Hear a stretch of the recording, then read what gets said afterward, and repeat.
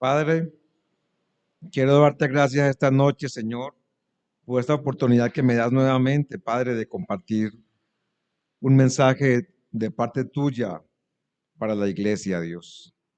Es un privilegio ser una vasija en tus manos, Dios, una herramienta que tú usas, Padre.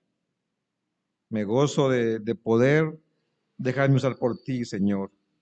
Que este mensaje quede en cada corazón, en cada alma, en cada espíritu allí plasmado, Señor. Es un tema relativamente sencillo, pero tú así me lo dijiste, Señor. En el nombre de Jesús, amén y amén. Bueno, este mensaje se llama hoy, ahora sí eres un roble.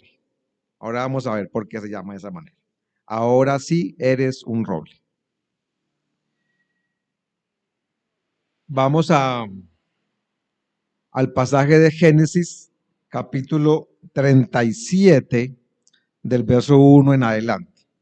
Vamos a trabajar con la historia de José. ¿Sí recuerdan quién era José? Hijo de Jacob. ¿Sí? ¿Ya estamos allí?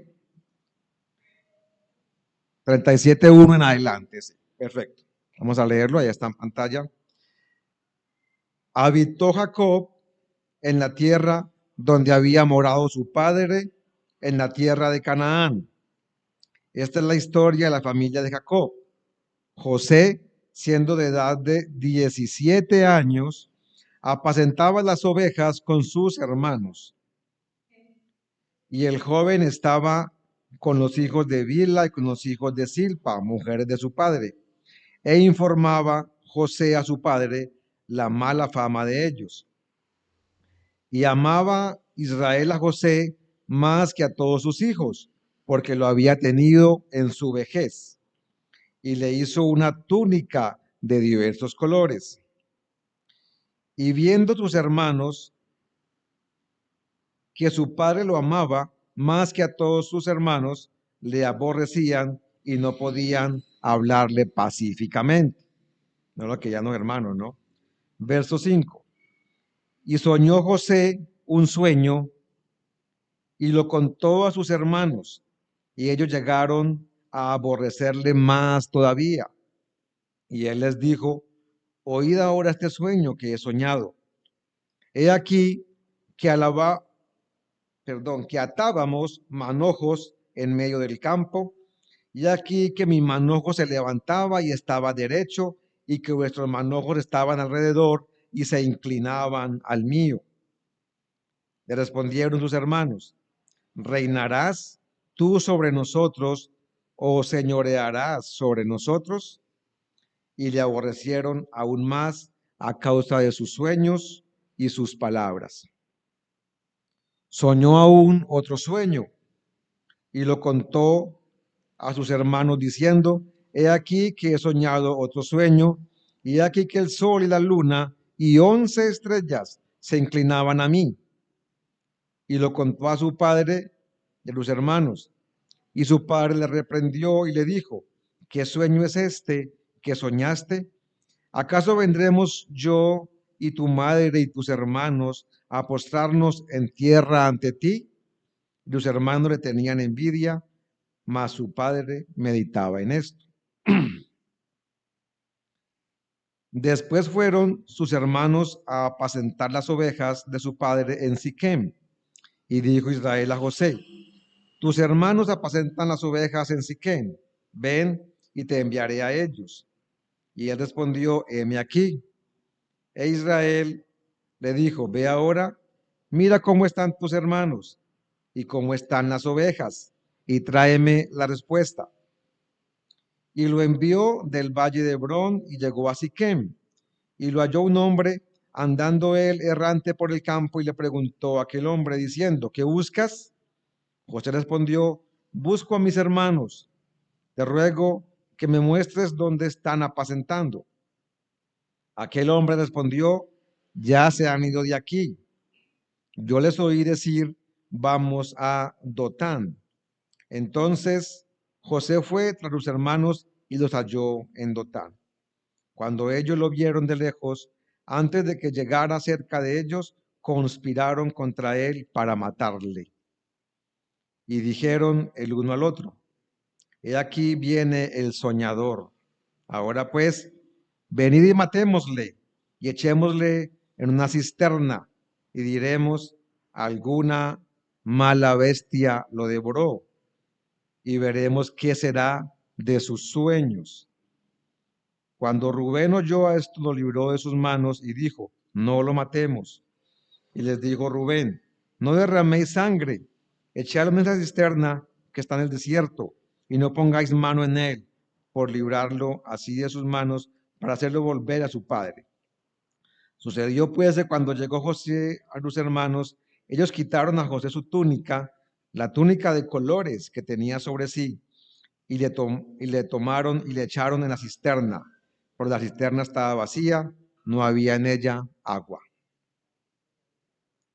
25. Y se sentaron a comer pan, y alzando los ojos miraron, y aquí una compañía de ismaelitas que venía de Galaad, y sus camellos traían aromas, bálsamo y mirra, e iban a llevarlo a Egipto. Entonces Judá dijo a sus hermanos: ¿qué provecho hay en que matemos a nuestro hermano y encubramos su muerte? Venid y vendámosle a los ismaelitas, y no sea nuestra mano sobre él, porque él es nuestro hermano, nuestra propia carne. Y sus hermanos convinieron con él. Y cuando pasaban los madianitas mercaderes, sacaron ellos a José de la cisterna y lo trajeron arriba y le vendieron a los ismaelitas por 20 piezas de plata. Y llevaron a José a Egipto. 29. Después Rubén volvió a la cisterna y no halló a José adentro, y se rasgó los vestidos. Y volvió a sus hermanos y dijo: el joven no aparece, y yo ¿a dónde iré? Entonces tomaron ellos la túnica de José y degollaron un cabrito de las cabras y tiñeron la túnica con la sangre, y enviaron la túnica de colores y la trajeron a su padre y dijeron: esto hemos hallado, reconoce ahora si es la túnica de tu hijo o no. Y él la reconoció y dijo: la túnica de mi hijo es. Alguna mala bestia lo devoró. José ha sido despedazado. Entonces Jacob rasgó sus vestidos y puso cilicio sobre sus lomos y guardó luto por su hijo muchos días. Y se levantaron todos sus hijos y todas sus hijas para consolarlo, mas él no quiso recibir consuelo. Y dijo: descenderé enlutado a mi hijo hasta el Seol. Y lo lloró su padre. Y los madianitas lo vendieron en Egipto a Potifar, oficial de Faraón, capitán de la guardia. Aquí encontramos la primera parte de la historia de José, ¿cierto? Dicen que tenía 17 años cuando empezó pues su historia, túnica de colores, los hermanos no lo querían, y leímos hasta que llegó a Egipto, ¿cierto? Ahí tuvo que haber pasado varios meses o años hasta que lo vendieron allá a Potifar. La historia continúa, no la vamos a leer toda porque es larguita, les doy tarea para que la lean en casa, Génesis 37 y capítulo siguiente, hasta el 40, 41 creo, la historia de José. Leanla porfa en su casa, pero vamos a contar más o menos la historia.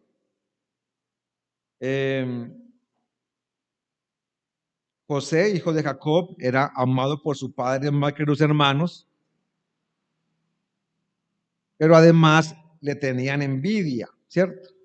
Le tenían envidia, y no lo querían, hasta pensaban matarlo. ¿Por qué pasaría eso? ¿Por qué pensaban matar a José? ¿Sí? Yo me preguntaba cuando estaba preparando este tema, o sea, ¿por qué odiar al hermano? Porque el papá lo quería más, había pronto un síndrome de hijo preferido, ¿cierto? Que de pronto tenemos muchos en nuestras casas a veces. De pronto tenemos un hermano que sentimos que el papá lo quiere más o la mamá lo quiere más. Si no lo saben cuál es, de pronto es usted mismo, ¿cierto? Pero a veces pasa. Pero uno puede crecer con eso y entender, pues ya entrar a odiarlo y querer matarlo a ese hijo, algo pasó, ¿cierto? Y por acá en el versículo 8 que leímos ahorita, En la segunda parte dice, y le aborrecieron aún más a causa de qué? De sus sueños y sus palabras. De sus sueños y sus palabras. Entonces, cuando Dios me muestra ese versículo más allí enfatizado, y sus palabras, me da a entender cómo era José. De pronto José era cómo le contaba los sueños.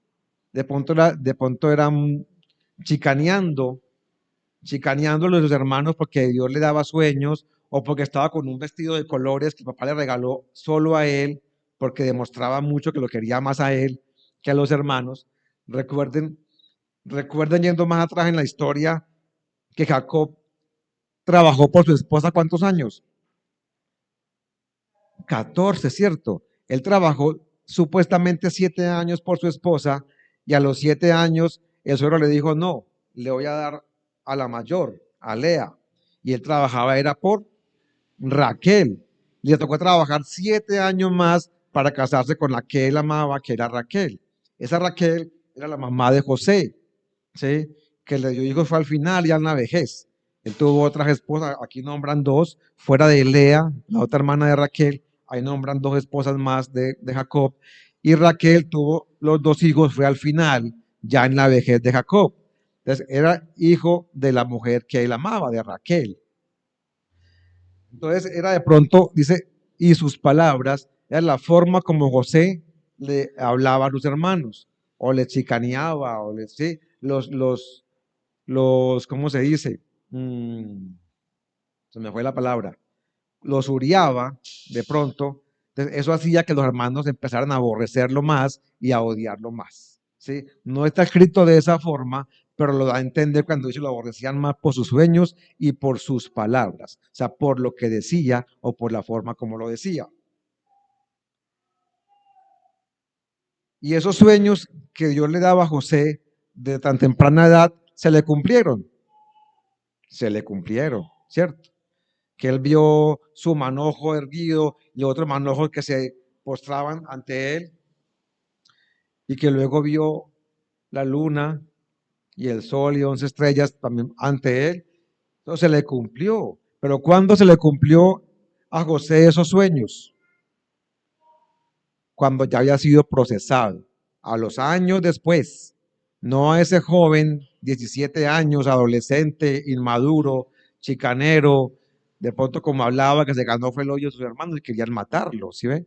Lo metieron fue a dónde? A un tanque, a una cisterna. Afortunadamente estaba sin agua, si no allí se hubiera ahogado, ¿cierto? Él llegó a Egipto, ¿cómo? Como esclavo. Fue vendido a los madianitas, lo llevaron a Egipto, allí pasó harto tiempo y lo vendieron a quién? Al capitán de la guardia, ¿cierto? Hasta ahí leímos la historia, a Potifar. ¿Estamos?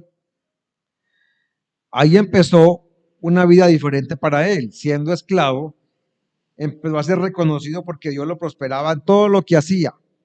Y Potifar, que era su amo, le entregó la administración de todo lo de la casa de él.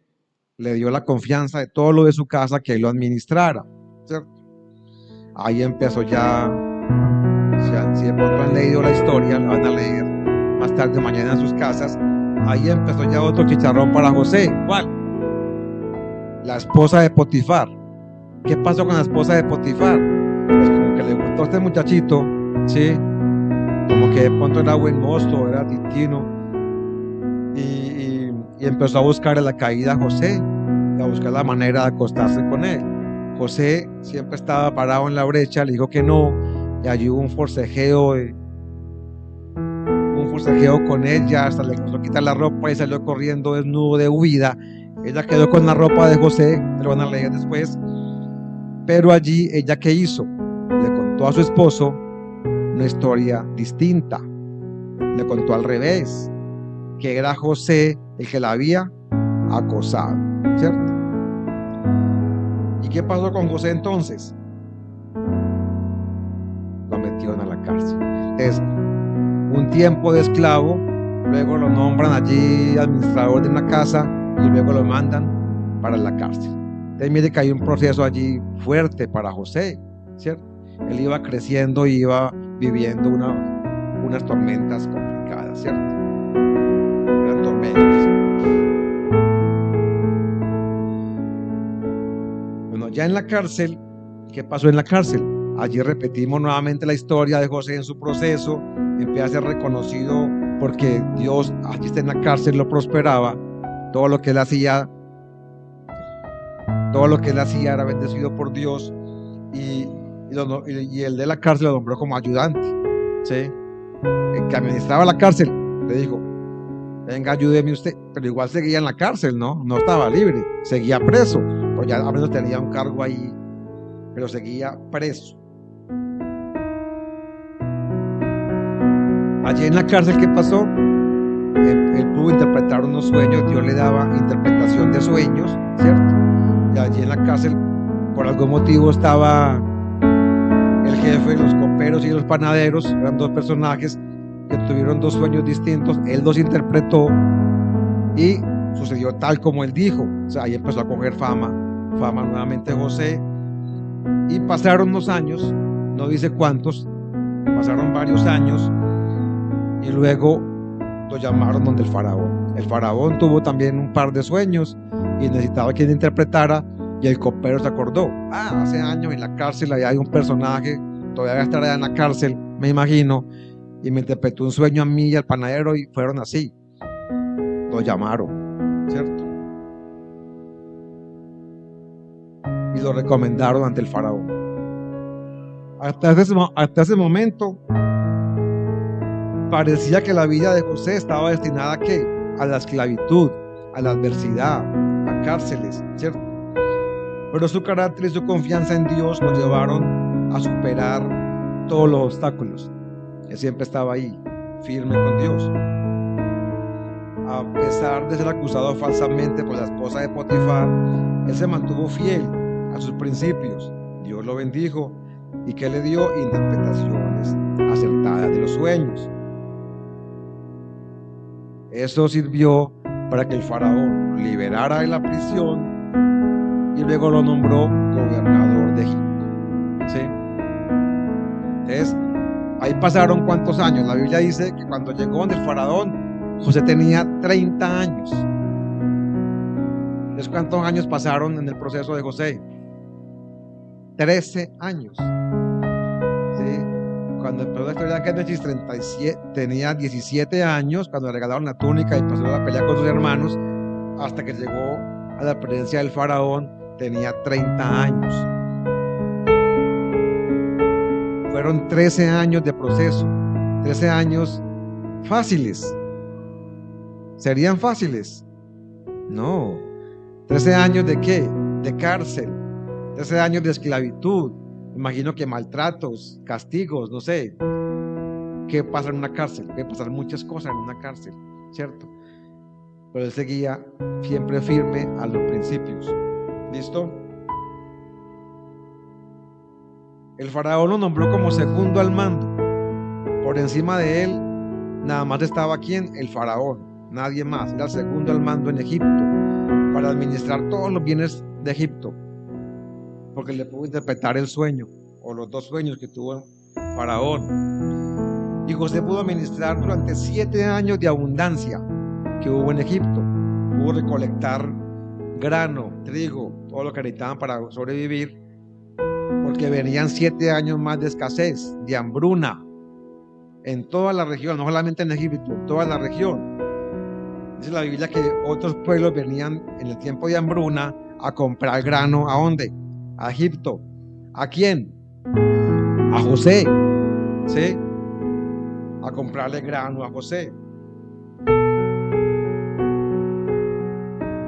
Inclusive, ¿quién más vino a comprarle grano a José? Sus hermanos, ¿sí? Les tocó a los israelitas también la hambruna y pegaron para Egipto a comprarle grano a José, sin saber que era el hermano, ¿cierto? Eso los pudo reconocer. Miren que esa historia es muy bonita. No la lee y es una historia tremenda, no quiere parar, quiere continuar hasta donde llega, ¿sí? Y la podemos leer varias veces y yo le puedo mostrar diferentes cosas allí, como todo pasaje de la Biblia, ¿cierto? José, con todo lo que pasó, Ya a los 37, 38, no sé, más años que se encontró con los hermanos, él pudo allí tomar venganza por lo que le habían hecho años atrás, en su juventud, que lo iban a matar, que lo encerraron, que lo vendieron, que como esclavo, por culpa de él, fue esclavo 13 años, ¿cierto? Él pudo vengarse de sus hermanos, lo pudo hacer, estaban ahí a su disposición, estaban postrados ante él como le mostró Dios en su juventud. El sueño se le cumplió. ¿Y qué hizo José? José no tomó venganza. José decidió perdonarlos. ¿Sí? ¿Estamos ahí? José decidió perdonar a sus hermanos y mandó traer a su padre también y a su hermano menor, que también era hijo de Raquel, a Benjamín. ¿Sí? Y finalmente hizo que ellos vinieran a vivir a Egipto. Ahí pasaron varias cosas interesantes, no las vamos a tomar acá por tiempo, pero finalmente él mandó a traer toda su familia, todo, el papá, los hermanos, del mayor al menor, con todos sus familiares, con sus ganados, con todo, a vivir a Egipto para él poder cuidarlos. ¿Sí? El faraón lo permitió y les entregó unos terrenos, y allí pasaron años, se multiplicaron, crecieron, Israel viviendo en Egipto. Ya José procesado. Bueno, aquí viene una historia, pues como una fábula, que de donde tomé el nombre para la enseñanza de hoy. Una historia que escuché hace más de 20 años de un roble, y Dios me la trajo a memoria esta semana, y es la siguiente. Yo la escuché hace más de 20 años en una iglesia en Bogotá, el pastor Dios Ejemplo, no recuerdo qué tema predicó ni qué versículo leyó, pero me acuerdo de esa fábula, y era que había un roble gigante, fuerte, ¿sí?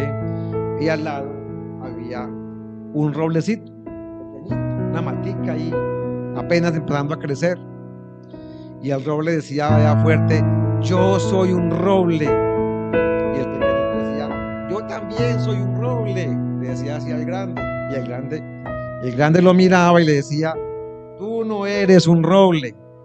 Y él decía: sí, yo soy un roble. Y el grande: no, yo soy un roble, tú no eres un roble. Una matica chiquitica allá abajo, al lado del gran roble. ¿Sí?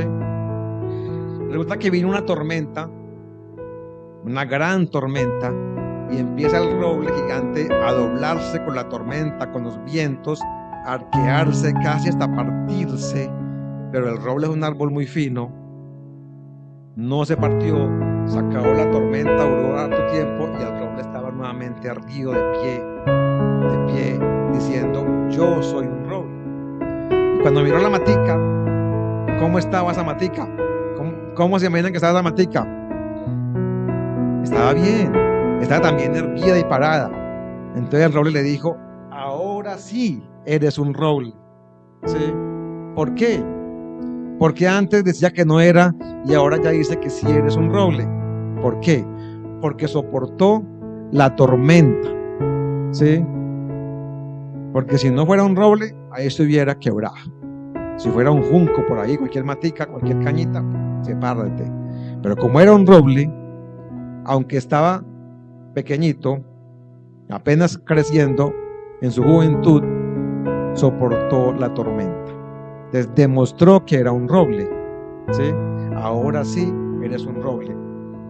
De ahí tomé el nombre para esta prédica. Listo. Entonces José ya estaba procesado. José ya pudo soportar encontrarse con su familia, pudo llorar con ellos, pudo perdonarlos, pudo ayudarlos. ¿Sí? José era un roble. Pasó una tormenta, José pasó muchas tormentas, 13 años de tormentas, de esclavitud, de castigos, de quién sabe qué más cosas. José demostró que sí era un roble. Dios siempre estuvo con él. Pero ¿qué le faltaba a José? Le faltaba proceso. ¿Sí? Cuando empezamos Siempre tiene que haber un proceso. Yo recuerdo que mi hijo me pedía, cuando estaba pequeñito, que le regalara una cuatrimoto, una cuatrimoto, andar así, pequeñito. Yo le decía que sí, se la iba a dar, pero que todavía no la da. Ya está grande, todavía no se la da. Yo le decía que no, porque no estaba listo para recibir esa cuatrimoto, ¿sí? Que algún día de pronto se la iba a dar cuando estuviera listo. Entonces, tenía derecho a pedirla y de pronto se la podremos dar, pero no era el momento. ¿Qué le faltaba a él? Le faltaba proceso para poder saber qué hacer con un aparato de esos, cómo andar por la calle, por donde sí, por donde no, la cantidad de normas, todo. Entonces, así es nuestra vida, tanto espiritual como natural. Todo tiene un proceso y debemos demostrar que somos robles en todo momento. Si estamos acá, es porque ya estamos viviendo un proceso. ¿Cómo estábamos antes de estar acá? O cuando empezamos acá. Siempre, y usted se compara con usted mismo hace un año o hace N meses, usted se da cuenta que no es el mismo, no es la misma persona de hoy, que Dios nos va cambiando, ¿cierto? ¿Cómo estamos nosotros? ¿Será que nos creemos robles? ¿O somos realmente robles? Porque la Mática yo quiero un roble sin serlo, pero demostró con la tormenta, ¿cierto? ¿Qué hacemos en la tormenta? ¿Qué hacemos nosotros en medio de una tormenta? ¿Caemos? ¿Nos quebramos? ¿Permitimos que Dios nos procese? Preguntémonos, todos, me incluyo. ¿O creemos que ya estamos listos, que no necesitamos pasar un proceso, que ya yo estoy listo, ¿sí? Ya soy el plus ultra, pues ya estoy levitando, no necesito que me procese? ¿Será que creemos eso?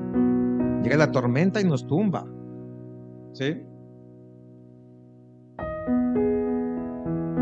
Nosotros, mi esposa y yo, llevamos en el Evangelio más de 20 años, ¿cierto? 22, 23 más o menos, más de 20 años en el Evangelio, y creemos y sabemos, estamos seguros que todavía estamos viviendo el proceso, que no estamos listos, que estamos en el proceso, que ese proceso inclusive no puede parar, no puede llegar a un momento que decir ya acabé, ya estoy listo. No, el proceso siempre continúa. Mientras estemos vivos siempre hay un proceso, siempre hay un aprendizaje, siempre hay un propósito que Dios nos pone, una misión. Siempre, no puede parar.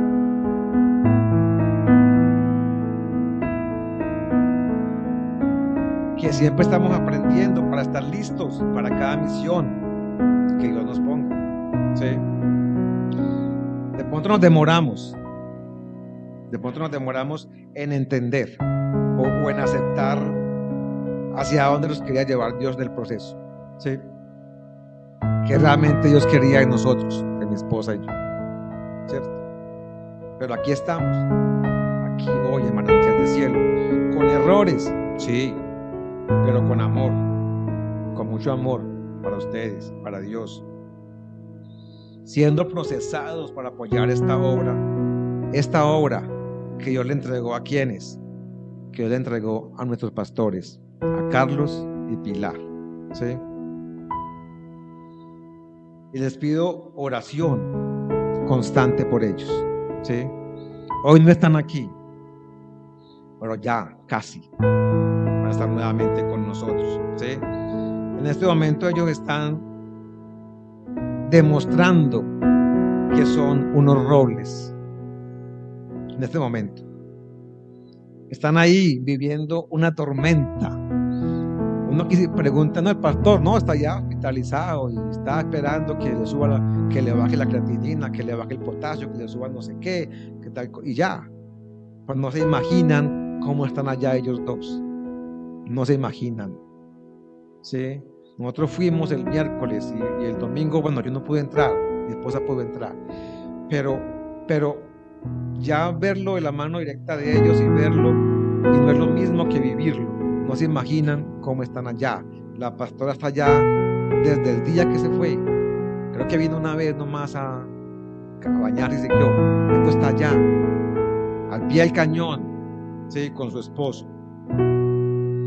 Están demostrando que son robles. Pues ya va a pasar la tormenta, ya va a pasar. Dios quiera que cuando nos toque a nosotros una prueba de esa, seamos tan fuertes como ellos. Dios quiera, porque de pronto no. Aún estamos solo diciendo que somos robles, como la matica aquella. Yo también soy un roble. Estamos diciendo, yo también soy un roble. Pero algún día nos va a tocar demostrarlo. Como le tocó a quién, como le tocó a José, como está tocando a los pastores Carlos y Pilar. Están demostrando que son robles, porque esos son. Ahora sí eres un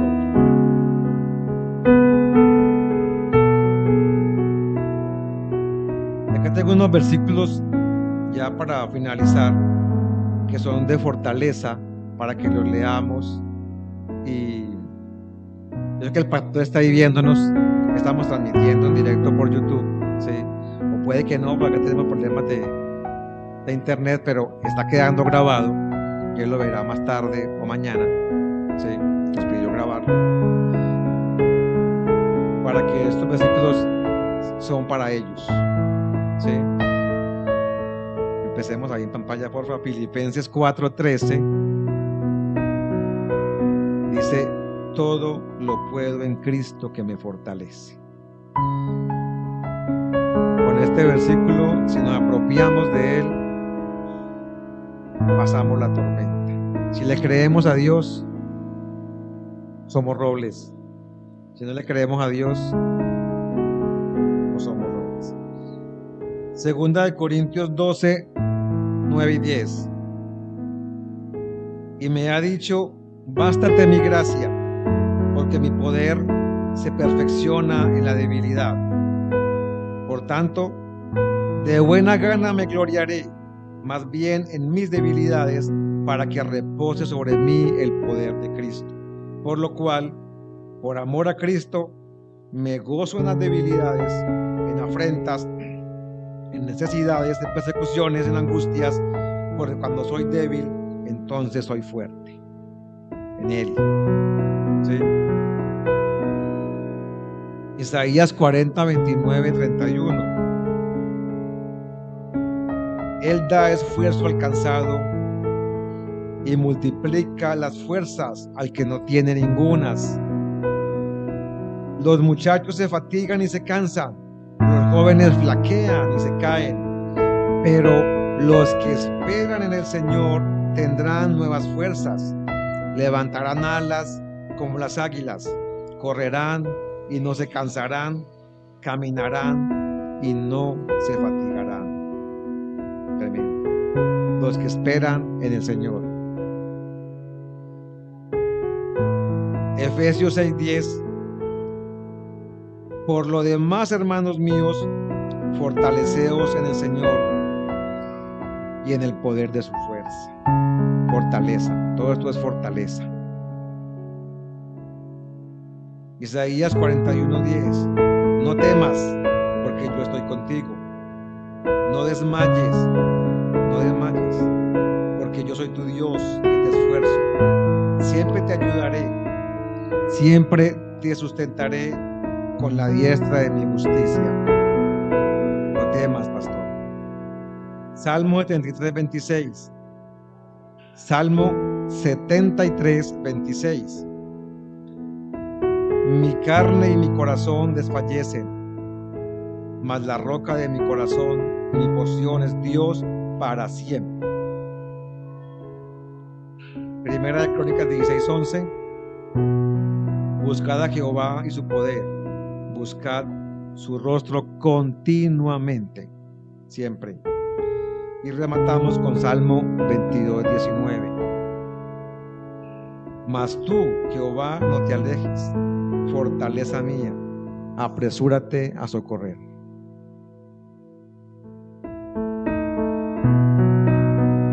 Padre, Gracias, Señor. Pongo en tu mano esta palabra de esta noche, Señor Dios. Pongo en tus manos a los pastores, Señor, a Carlos y Pilar, porque están en este momento pasando una tormenta, pasándola ya. Están demostrando y han demostrado que son robles, que han colocado siempre la mirada en ti, Señor, que no han faltado a tus principios. El enemigo ha querido ahí acosar y asustar con niveles de potasio, de creatininas y otras cosas. Ha querido asustarlos, inclusive con personas que les dicen cosas, enfermeras que les han dicho otras cosas. El enemigo ha querido asustar, ha querido acosar, pero ellos siguen allí, pegados a la roca, Señor, pegados a ti, a tus principios, a tus enseñanzas, Señor, con la fe puesta en el que es, demostrando que son robles, Señor. Que tú los puedas traer nuevamente con nosotros pronto, Señor, pronto. Ya es hora, Señor, ya es hora. Aunque José vivió 13 años un proceso, y otros personajes podemos encontrar con más años, pero ya es hora de que nuevamente estén con nosotros nuestros pastores, Señor Dios. Nos ponemos en tus manos, Padre. Invito a mi esposa para que dirija una oración de sanidad por ellos, Padre. En el nombre de Jesús, amén y amén.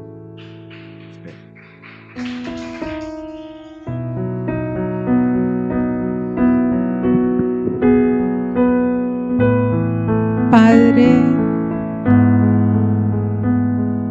en tus manos, Señor, colocamos la restauración, sanidad total en la vida del pastor Carlos. Tú prometiste, Señor, que él no iba a partir contigo todavía, y nosotros lo creemos, Dios. Nosotros decretamos hoy sanidad total sobre su cuerpo. Decretamos que sus riñones están bien, filtran bien, funcionan bien, Señor. Todo su cuerpo en completo funcionamiento, Señor, para tu gloria y tu honra, porque es un milagro, Dios, gestionado por ti, solo por ti, para que nosotros veamos la magnitud de tu poder y tu fuerza, la magnitud, Señor, la grandeza de tu poder. A veces no creemos que tú puedes hacer estos milagros tan grandes, y te pedimos perdón por eso, Señor, porque a veces creemos que tu poder no es suficiente. Nos dejamos amedrentar, como decía Fernando, por las palabras del enemigo. Pero solamente, Señor, tú puedes renovar nuestras fuerzas. Oramos por la pastora Pili para que tú la recargues de energía, de fortaleza, de fuerza, de sabiduría, de entendimiento, Señor. Allá donde están, donde tú los tienes en este momento, tú estás con ellos, Padre. Y hay un pueblo que ora por ellos, que clama por ellos, que da gracias a ti por ellos, por su vida, Señor. Que da gracias por todo lo que hemos recibido de ellos. Que damos gracias a ti, Señor, por tener esos pastores tan especiales, dispuestos a escucharnos, dispuestos a darnos un abrazo, una oración, cuando más los hemos necesitado. Porque ellos, Señor, dan la vida por sus ovejas, dan la vida por ti, Señor. Y tú, Señor, esta prueba es para tu gloria y tu honra, Padre. Es para ver tu poder hecho realidad, para ver cómo te mueves hoy entre nosotros con milagros, para clamar por ese Dios Rafa, nuestro sanador que tú eres, Padre. Y nosotros creemos que así como lo restauras, restauras también la salud de todos nosotros, de todo aquel que esté enfermo. Este es un énfasis para sanidad, hermano. Cree que el Señor está restaurando tu cuerpo. Cree que esa enfermedad que llevas tolerando por tanto tiempo está llegando a su final. La tormenta está pasando, Señor, y te veremos, te serviremos con más fuerza, Padre, porque cuando te vemos actuar es cuando más nos enamoramos de ti, amado Dios, porque sabemos que no estamos solos. Y quiero orar en especial por la amiga de Arneris. ¿Cómo es que se llama, Neris? Por Lucila, decretando, Señor, que tú eres el sanador de la vida de ella, Padre. Que para ti no hay ningún cáncer que te quede grande. Para ti no hay ninguna enfermedad mortal que te quede grande, Señor.